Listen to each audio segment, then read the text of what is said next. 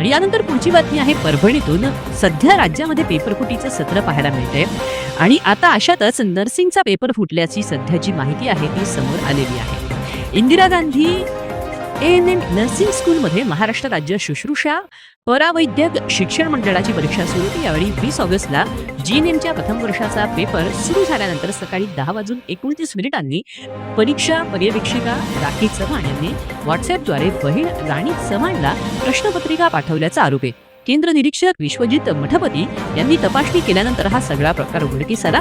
या प्रकरणी राखी चव्हाण, राणी चव्हाण यांच्यासह 5 जणांवर नानलपेठ पोलीस ठाण्यात गुन्हा दाखल करण्यात आला.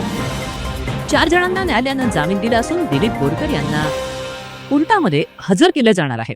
प्रश्नपत्रिकेचे फोटो पुढे किती जणांपर्यंत पोहोचले, किती वेळात व्हायरल झाले, या सगळ्याचा तपास सध्या केला जात आहे.